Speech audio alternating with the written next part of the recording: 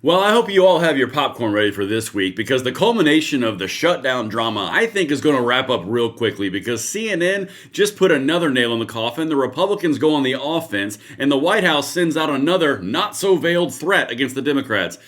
Guys, throw in the towel on Team Blue. This is about to get painful for y'all. And I'm going to walk you through everything right now on the freedom side of the equation. So hit that like button, subscribe to the channel, turn the notification bell on. Guys, we are about to dive into presidential approval rating going upward. Speaker Johnson actually showing a pair of testicular fortitudes.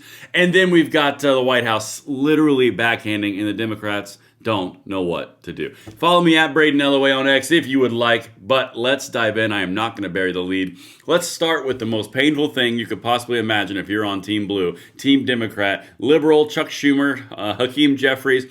What's the worst thing you could do? Yeah, the generic ballot go against you. Well, we already covered that. What's the second worst thing that could happen? Trump's approval ratings go up. Remember, this entire debacle has been to achieve one or two things: win the election in the midterms and make it painful for Republicans. It's not being painful for Republicans. They're losing all of their special pet projects because Trump is just not, he's all out of F's. And now his approval rating is going upward. Their approval rating is going downward. His approval rating is going upward. They're losing all of their pet projects and they're looking like asses. Guys, you cannot make this stuff up. All right, Harry, take us home. Lead us to the promised land. Listen to this. That's exactly right. Turns out shutdowns are different the second time around when it comes to Donald Trump. Take a look here. You know, we speak about Donald Trump shutdowns, net approval rating. We're talking 20 days into it. In 2018/2019, Donald Trump's net approval rating was already falling. The shutdown was eating into his popular support. It was down 3 points already at this particular point and would fall considerably more. It was very much on the decline. You come over to this side of the screen. This shutdown hasn't eaten into Donald Trump's support at all. His net approval rating is actually up a point in terms of his popular support. So the bottom line is this: the first shutdown during Trump's first term, 2018-2019, was hurting Donald Trump. This one is not hurting him at all. There's no real reason Donald Trump might say, at least when it comes to popular support, I want to get out of this shutdown. Okay, we're about to go into the other thing I've been telling you guys for 2 weeks now. But before we get into that, understand how important that is if you are on the side of this equation that wants to save our country and take it to the next generation better than we found it, which, by the way, we are doing actively. You had to have, if you're on the Democrats, you had to have that number go down. They were looking at history and saying when 2018 and 2019, the number went down when we did a government shutdown. This time, the number's going up. This time, Donald Trump is literally taking the Office of Management and Budget and slashing all of their funding, all the Democrat pet projects, all the pork, everything that people like you and I hate. Everything's gone at the expense of him winning in polling as well. Guys, this thing is going to culminate really quickly because there is no other indicator across the board that they would remain standing steadfast, just taking blows to the body over and over and over again. I mean, I'm not even to the point where they're going on the offense on the Republican side. This is just CNN's raw data numbers. This is abysmally bad for Hakeem Jeffries and Chuck Schumer. And I bet you're going to see them fold this week. They're going to look for an off-ramp. They're going to make it some conversation where, wow, we got to win because we did that.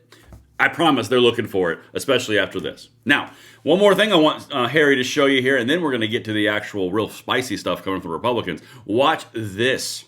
What about the question of blame? Yeah, okay. What about the question of blame? Okay, you see here, you see Donald Trump's net approval rating was down 2018 to 2019. You talk about 2025 as net approval rating is up. It comes down to the blame game, a game I loved to play when I was younger. Blame Trump for the shutdown a great deal. In 2018/2019, 61%, more than 3 in 5 Americans blame Trump a great deal for that particular shutdown. You come over to this side of the screen, look at this. It's a different world. It's a different world. 48% of Americans blame Trump a great deal for this particular shutdown. So it's more than 3 in 5 back in 2018/2019. It's less than half, a drop of 13 points. Again, it's no real wonder that Donald Trump at this point, looking at the shutdown, says, you know what, it's not actually harming me politically, in large part because he's getting less of the blame. And he's all right. So let's go big screen for this one, guys. Let's just piece this all together on a little war map for all the people who can't understand it on Team Blue. His approval rating is going up. The amount of people that are blaming him for the shutdown is going down.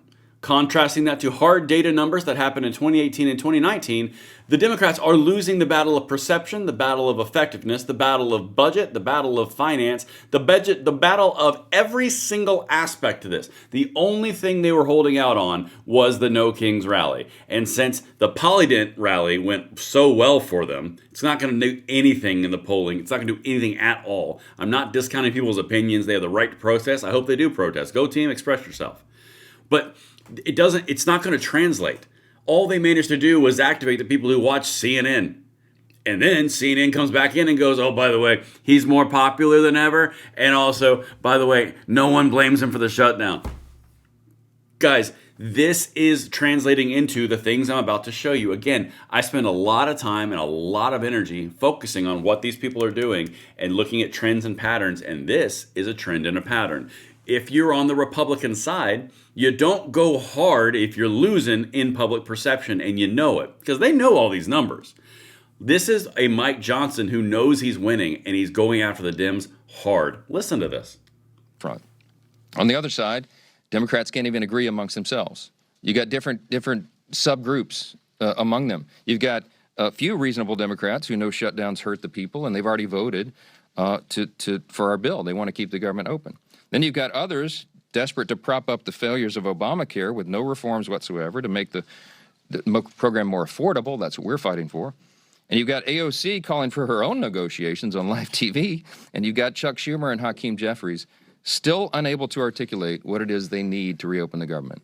It illustrates the point once again. This was never about a solution. It was about creating an issue. Now that Democrats have had their protest and publicity stunts, I just pray that they come to their senses and end this shutdown and reopen the government this week. Republicans are waiting. The American people are waiting, and we are ready to act. As evidence of just how united Republicans are in this fight, I've asked two of our prominent leaders in the... All right, that part doesn't matter. But understand, look at the juxtaposing optics here, because these PR battles, it's all they are. Shutdowns are PR battles. I'm going to use my leverage, and who can lie the best is going to win. That is literally what they are. That's why I don't really cover them that much. However, I do find very fascinating the tactics and the ways of which each party is going at it. In this case, the Republicans are looking at the numbers, and they're looking at what Trump's doing, and they're looking at how Trump has no motivation to open the government again because he's getting what he wants in either scenario. They're playing from a position of power, and the Republicans are going to win this bad boy. I said about 2.5 weeks earlier than this video that the Republicans were looking like they were going to win because the cards weren't on the table for the Democrats. The Republicans are going to win this thing. I'm about 95% sure, because they're winning if they don't open it, and they're winning if they do open it. I mean, there's literally no motivation to do it.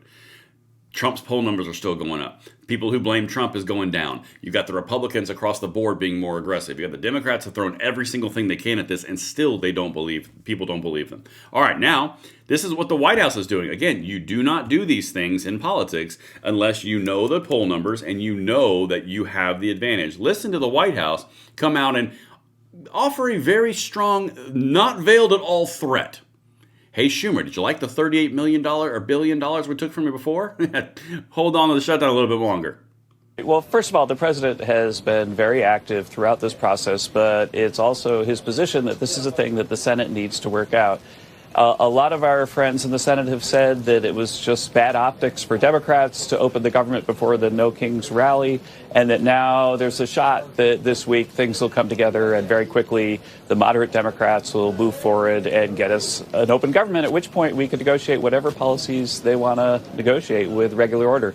Now, I was very pleased to see that my friend Senator Shaheen from New Hampshire, a very sound-minded Democrat, came out and supported opening the government on Friday. So it means that there's sort of cracks in the Schumer armor. I think the Schumer shutdown is likely to end sometime this week.